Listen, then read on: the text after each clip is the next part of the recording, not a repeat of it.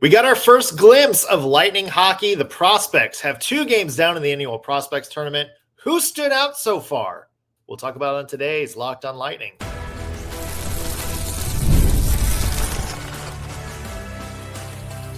You're Locked on Lightning, your daily podcast on the Tampa Bay Lightning, part of the Locked on Podcast Network. Your team every day. Thank you for making Locked on Lightning your first listen of the day. Every single day, we are your free daily Tampa Bay Lightning podcast, part of the Locked on Podcast Network, your team every day. As always, want to begin by shouting out our everydayers, those of you who tune into every single show, every single day. We love you. We appreciate the support you give us week in, week out. I'm Nick Morgan, and I am joined by the Zach Bryan to my Gavin Adcock. I'll always jump over a barbed wire fence for you, man. Greg Steven. Greg, welcome to the show. Loving the throwback Devil Rays hat you got on. Thank you. It's one of my favorites to wear around. Happy Monday to everyone. Got a little prospect review today and maybe a little insight to what we want to see in the future. We do. First and foremost, Prospect Tournament, of course, going on right now. Last game is going to be happening this afternoon. Greg, it's just cool to see hockey again. People in the Tampa Bay Lightning uniform out there on the ice playing competitive games. And it's a week away. 1 week from today is the first preseason game, so we can feel it getting closer. Yeah, it's creeping up on us. When you're in the middle of summer, it feels like it's an eternity away, but it creeped up real quick, and we're almost here already. I'm looking forward to it. October is my favorite month. Football is back. Hockey's basically back, and here we go. It's sports time. Yeah, it feels a long way away when you're trying to fill content for an entire slate of August shows. But hey, we do have hockey to talk about. Of course, the Prospects Tournament going on right now in Wesley Chapel. A little bit of a mixed bag for the Tampa Bay Prospects so far. A 3-2 loss to Nashville on Friday, but they rebounded with a 3-2 win over the Florida Panthers on Saturday. They had yesterday off. They are playing their last game of the tournament today against the Carolina Hurricanes. Greg, what have you seen from the Lightning prospects in this tournament so far? I think they look great. And let me tell you, we were talking about a bunch of these guys last week, and a few names that we didn't even mention have really, made a splash, I think. Yeah. Some guys we'll talk about today. And another thing I love to see in this so far is the Lightning beating the Panthers. And look, it's never too early to start that rivalry. Any win against the Panthers is a win in my book. So those are my biggest takeaways generally, and we'll dive into some players too. But yeah, no, absolutely. It's been kind of a mixed bag for me for these. I think the Lightning in this tournament. You watch that Nashville game, and I think you see kind of the gap between where the Lightnings are as a prospect pool right now and maybe some of the other teams around the NHL with really highly ranked prospect pools. But that's fine. Like, we talked about it kind of going into this tournament. We know it wasn't going to be like a bunch of future superstars from the Tampa Bay Lightning going against everybody. But What I loved is that I would say outmatched in both of the games so far. Definitely Nashville, arguably Florida. But you got to love the resiliency in which these guys have played with. And look, this might be a hot take, but I don't think like the wins and losses matter in these tournaments as much as let's get some of these prospects on the ice, see what they can do against other people sort of at their skill level, and see if there's, a fit for them at the NHL level. But that being said, you also love to see, especially Saturday, like the Lightning prospects were so outmatched against Nashville, and that's not a dig. The Predators have one of the best prospect pools in the entire NHL. I mean, they had 5 first-round picks playing in that game. There were some people that I caught part of it. I saw some of the reviews where it's like, this could have been like 10-1 or something like that. But great goaltending from Tampa Bay and good, sturdy, I think like bend but don't break defense from a lot of the Tampa Bay players there. And that is a thing you want to see. You want to see a group of players go out there and find a way to win games in which they, according to stats or metrics, probably shouldn't. Yeah, you brought up a great point. Wins and losses in this tournament don't really matter. It is about the ice time. It's about seeing how these guys can play in an elite group, just under the NHL level. And I think you're right. The goaltending was probably, I want to say, outstanding in a weird way. I know it's Yeah, no, absolutely. right. So, because with the scores, it's hard to use that word, but I think it is fair to use. I think it's also something that the Lightning view as one of the strong points of this prospect tournament, because they actually posted an article about how strong the goaltending was. So the Lightning, I think, organization is proud of their goaltending in this tournament, which is great. And that's something you actually want to see, right? Because Vasi, it's not like Vasi's 22. He's not 37, but you want a guy that could potentially replace him if you have him already. You want to develop him. So good to see those guys playing well. Again, score doesn't matter, right? Like, who cares if we win or lose these? They mean nothing in the end, right? But you get to see some of these guys bring out their passion. You get to see some of these guys really, like, we saw a fight. There's some fun stuff going on. It's not this uptight, like, I got to prove myself and my hands are gripped tight to my stick. So I like the Lucy vibe of it too. I think it feels like they're definitely a little more settled in than I anticipated. I kind of thought it was going to be like this is my chance to prove myself, uptight, like trying to play perfect kind of game. And that can create a lot of issues, right? And that happens a lot. That happens a lot in these tournaments. I mean, that's Right. kind of like the first time to really get the kinks out and have players sort of play their game. Yeah. Look, I don't expect anything from any of these guys necessarily in the immediate future, right?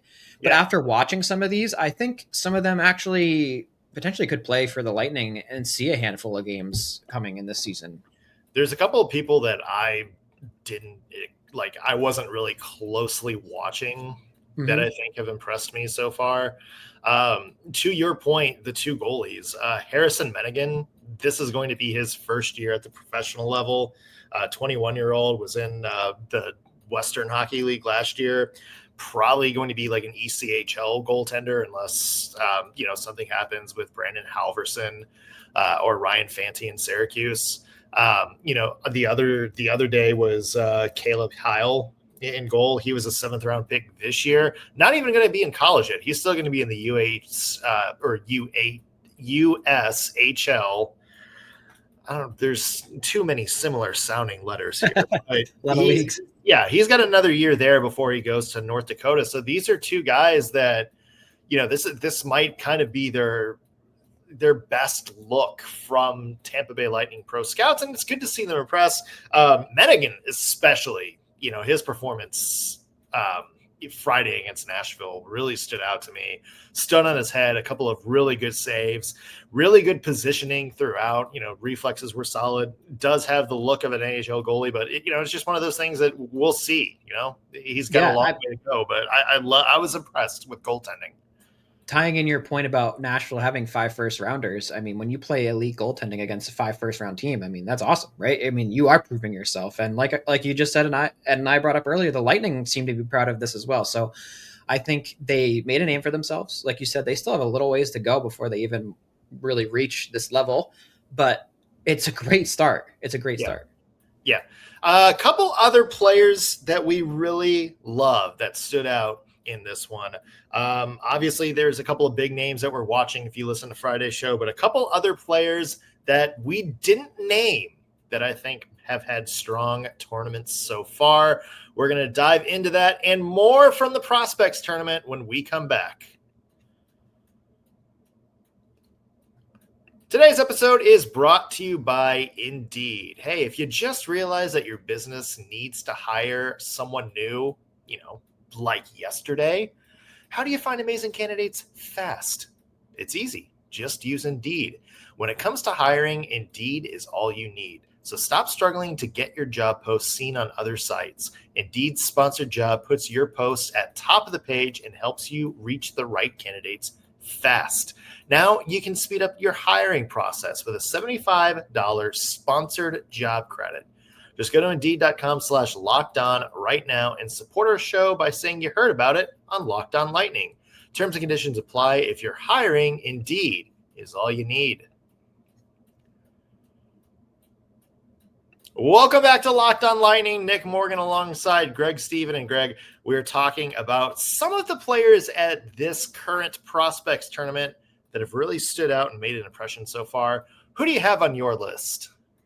Okay. The main one I really want to talk about is Dylan Duke, and we did talk about him last week. And look, I think he was the most impressive, and I don't want to say it wasn't close, but I really think he stood out to me way more than anyone else. And I just want to read a quote that he said in the post game because it just really speaks to me, and it also ties into what I said earlier in this show. And here's the quote: Tampa versus Florida. It's a rivalry in the NHL, and I think we all aspire to play in those games. And I love that because he is taking that rivalry personally already, and he's not even been on the Lightning to experience it for real yet, right? Like, and I love that he's like, I'm a part of this franchise, and I know that we need to beat the Panthers, and I'm gonna do what I can. And I'm not on the top line of the Lightning right now, but I can beat them here. And I'll chip away at them at the lower level to pave the way for the other team to take them out later. And I love it. I love it. I love it. I love it. I can't stress it enough. I think like taking personal interest in specific rivalries like really drives you to play well. And I think that showed in his game. Like he played excellent, right? And I don't know. I think he was one of the best guys out there.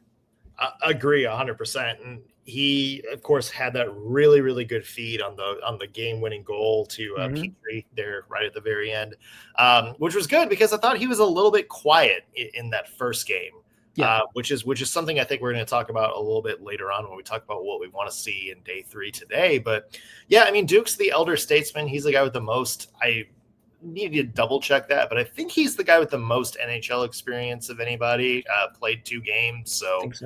I think he might be the only one with NHL experience so far, or at least regular season NHL experience. So yeah, you're going to count on him to kind of be the guy that sets the pace for all these guys. But I'm with you. I love what I saw from Dylan Duke. The one guy that I want to shout out is Lucas Mercuri. This was a guy that wasn't on my radar at all. In fact, I had to kind of go back and look up exactly who he was. He was playing on, I use this term loosely, but the first line, I would say like the line that got bulk of the first line minutes alongside. Most ice time. Yeah. He was playing alongside Ethan Gauthier, who, of course, we mentioned probably one of the 3 top prospects in the system right now for Tampa Bay. Mm-hmm. I really loved what he did with a lot of the fundamentals of his game. Really strong forechecker, was willing to get in there and make a lot of physical plays. I thought he was pretty solid in faceoffs too. And that's something that maybe one of Tampa's biggest question marks right now at the NHL level. It's one of those things. He made his AHL debut at the very end of last year, played at UMass for 4 years. So it's one of those where it's not like he's going to come in and compete for a roster spot or anything, but I really liked what I saw from him in terms of those fundamentals. And he's somebody that I think at least this year, over the next 3 years, I think can develop into a really good AHL player. And then who knows, he starts becoming a regular AHL guy. Maybe there is a path for him to kind of be that journeyman, future free agent kind of guy that winds up finding a role on an NHL team a little bit later in his career. We saw that with Darren Radish this past year. Lucas Mercuri is a guy that I think has tools to sort of be that way. But I was impressed really with him in both games so far.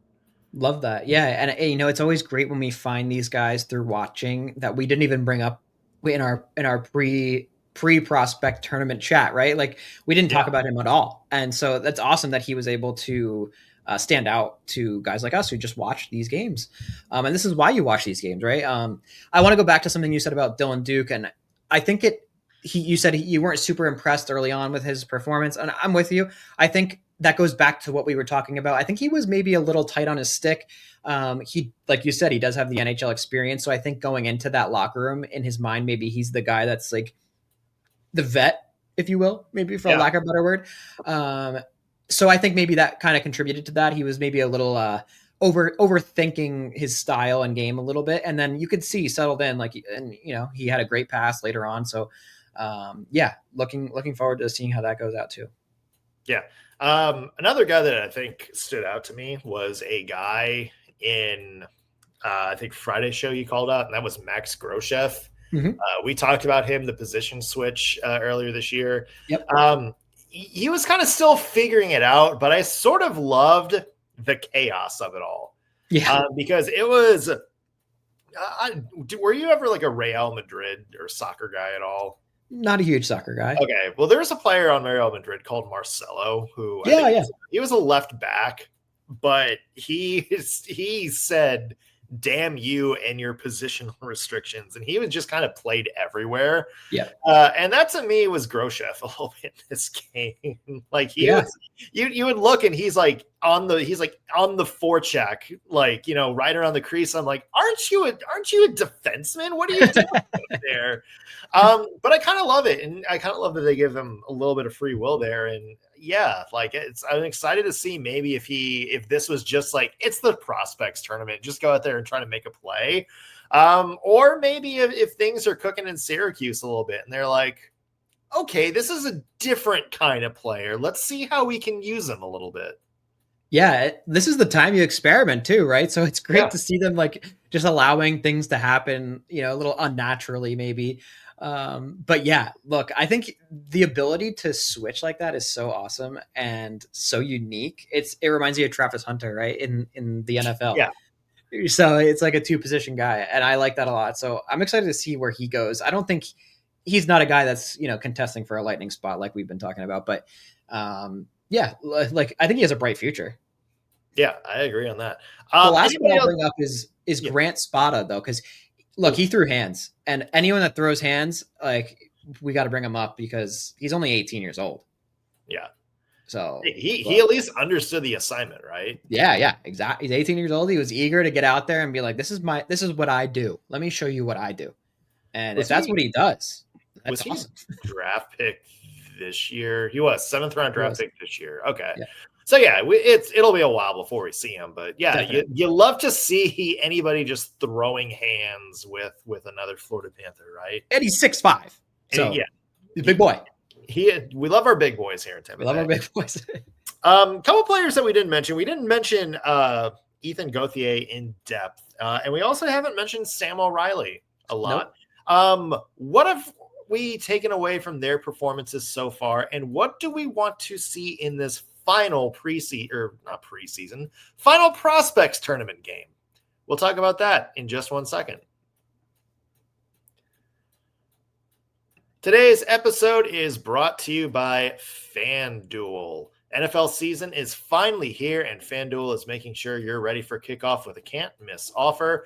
Right now, new customers can bet just $5, and if your bet wins, you'll get $300 in bonus bets to use across the app. Yeah, you heard that right. $5 down, you can get $300 back. I love using FanDuel because it fits exactly the way I like to bet at any given time. I can do player props, I can build a same game parlay, or one of my favorite things to do, jump in and make some live bets as the action unfolds. It makes every game more exciting, whether I'm watching my team or just keeping an eye out on my fantasy lineup. It's quick, easy, and the best way to add a little bit of zest to my Sunday football watching experience. So if you're ready to play, download the FanDuel app now by visiting FanDuel.com to get started. Again, FanDuel.com to place your first $5 bet. Welcome back to Locked On Lightning. Nick Morgan alongside Greg Stephen. We are talking about the first 2 games of the Tampa Bay Lightning Prospects Tournament going on in Wesley Chapel. 2 games down. Last game happening today at, I believe, 3 o'clock Eastern. 3 o'clock, yeah. Is what I saw. Yeah, against the Carolina Hurricanes. Greg, in our players to watch, we really haven't mentioned Sam O'Reilly and Ethan Gauthier. I would say parts 2 and 3 of the 3 best prospects in the Tampa Bay Lightning system so far. I would sum it up, and let me know if you agree with this. Not a bad tournament by any means. They've all looked pretty solid. Seems like there might be a little bit more in the tank, though, right? Yeah, I think so. I think it goes back again to just like being a little uptight on the stick. I think Sam O'Reilly is still very new, right? I mean, he Yeah. was only dealt here semi recent. I can't even remember when they did Was that it deal. It was a couple months ago. yeah, end Yeah, of June, I think, yeah, maybe. Yeah. somewhere in there. But so it's not like he's been around a long time. I'm sure, you know, new faces, new environment is a little bit intimidating. And it's also a time in your life where you're like, this is a chance for me to, do my thing and prove myself. So I think there's a lot of pressure there, and I'm sure that contributes to a lot of it. I'm not even concerned though. That's where I want to No. make it clear. Like I still think they're all so young, right? There's so Yeah. much time for them to grow and develop. And I'm not concerned. I think, like you said, not bad, not bad. Yeah. Um, We're not Nothing. saying he's a bust or anything. No, no, no. Yeah. But nothing like he didn't have some sort of superstar play or anything like that either. So somewhere in the middle. Yeah. I did like you saw elements of his two-way game. I think that was a big takeaway for me is, you kind of see the elements of, the puck possession, of the really good positioning, the ability to kind of understand what you have to do as a two-way center. You saw elements of there. And I thought the same for Ethan Gauthier. Look, it's if I had one thing that I would love to see in today's game, it's just maybe those two guys and Duke specifically kind of being a little bit more, dynamos, Yeah, so to speak. Look, obviously you're playing against some really good prospects. These are 2 games, a very tiny sample size, but they are kind of the blue chips of this Lightning roster going into camp. You kind of want to see them play like it a little bit more. Really be on the front foot when they have the chance, especially when it's on the power play. The power play did not look particularly good in either of the first 2 games. You would love to see them maybe put their foot on the necks of the opponents when they have those chances to really get on the front foot offensively. That's the big thing. Again, like I'm not saying that either of them have played bad. I just think there's a little bit more in the tank that I would love to see out of them in this last game today. definitely. Look, some conversion on the power play would just be alone a great thing, right? Like if that's all we get out of the next game, that's enough, I think. Um, you said something that I wanted to bring up, and it slipped my mind now. But look, Hey, well, that's today's show, everybody. yeah, that's it. We're done. Oh, I was gonna say, I don't know what the Hurricanes prospect pool looks like because I'm not super familiar with the depth there in their organization. But I would assume that this game is a little easier than a game like against Nashville. So I think there's going to be more room for these guys to make plays. I don't think they're playing against 5 first-round draft picks. I don't think the Hurricanes have that many. So They were, according to Scott Wheeler, ranked 16th at the end of okay, last year. that's kind of where I was thinking. Yeah. Because as a team that finishes, in the top 8 every time, I can't imagine they'd have a ton of picks anyway. So, Yeah. um, just like I'm saying, I think there's going to be more possibility for bigger plays, make a name for yourself kind of deal. You're not going to get stuffed out by this team that's, we'll call it stacked, if you will. Yeah. So I think I'm looking for what you just said. The guys that we haven't seen that we did expect at least a little bit of something from, I'd like to see them step up today. I'll definitely be watching the one at 3, so I'm excited for it. And I want to see, and I know I keep talking about him, but I want to see Dylan Duke's leadership continue.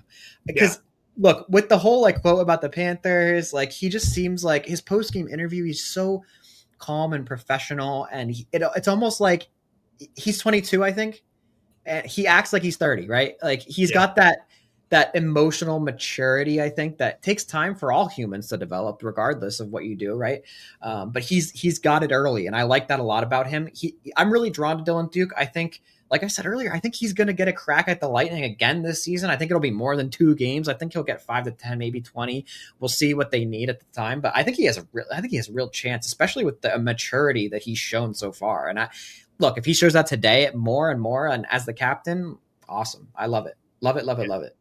Yeah, I'm there. The one other thing I kind of want to see today is just some of the AHL guys, both players like last year, like Tristan Allard, who scored a goal. I think it was Saturday's game he scored. Love to see if he takes the next step.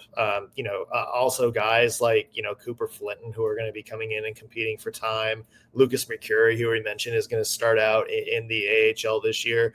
I would just love to see maybe if there are some paths for some of these guys to really come in and maybe show that they can evolve in Syracuse this year as well, because look, there's probably going to be some shuffling. I would imagine Duke at some point is going to graduate. We already saw Geeky last year kind of graduated. We saw Gage, sort of cement himself as a full-time NHLer. Even depth guys like Radish have moved on. You're going to have Max Crozier probably competing for that seventh defensive spot. So there's going to be some opportunities for some new faces in Syracuse. And I think this tournament may be a good impression for guys to come in and maybe cement that they can be used in a meaningful way this year. Definitely. And this brings up a great point and I see a lot of comments on Lightning stuff, and they talk about how, the Lightning are giving away their picks. They got nothing, and they're going to be doomed once all these guys get old. You guys realize how many people they have coming up? Like, look at all these AHLers are about to fill in these roles, right? Like we did, like you just named 3 guys who did it last year, and we have like 3 or 4 more coming this season, right? So I love that they're retooling on the fly in a weird way, where they're developing guys while like maintaining this veteran core that's still extremely elite. And it really is encouraging for the future as a fan that like this team will not be a bottom feeder like we've seen happen to the Hawks and the Sharks. I think when those guys eventually, the veterans, when they eventually do, retire, if you will, I think they're not going to be a bottom 4 team. I think they're going to be in the middle of the pack. And I like that a lot. I'm encouraged. Yeah, I am too. I'm right there with you. I'm excited to see what they can do moving forward. Hey, if you're a team like Tampa Bay, that machine's got to keep turning. It's got to keep pumping out some star prospects. Tampa Bay, look at the Bucks. The Bucks have been doing it too, and they're turning around. They look great. Yeah, Baker. And let me just shout out, the Bucks game is tonight. It is. First home game is tonight. Is it home? Yeah. You're the Baker Mayfield expert. You tell me, man. I believe it is, but then I second guessed myself, and now I'm doubting myself. I'm almost certain it's home. Let me check. All right. Well, while Greg looks this up, I will say again, it's not home. Okay, so we'll have to put the pirate ship away for another day. Yeah, one more week. Hey, but there is hockey before that too. Again, 3:00 today is the last Prospects Tournament game. You can watch that on TampaBayLightning.com. Again, big shout out for the team for putting these online for us to watch every year. It's a lot of fun. Tomorrow we will have a full, collective wrap up of the Prospects Tournament. But we're also looking ahead to what's next, Greg, and that is the start of preseason. Preseason training camp is going to be going on this week. Again, first preseason game a week from today. So we'll have thoughts on training camp, some of the big storylines to watch, as well as our thoughts on preseason as a whole. Sounds like the format might be changing in the next year or two. So we'll see what that yields. That's going to do it for us on today's show, though. We appreciate you making us your first listen of the day. Again, we will see you tomorrow for Prospects Wrap Up and a preseason look ahead. We'll see you then.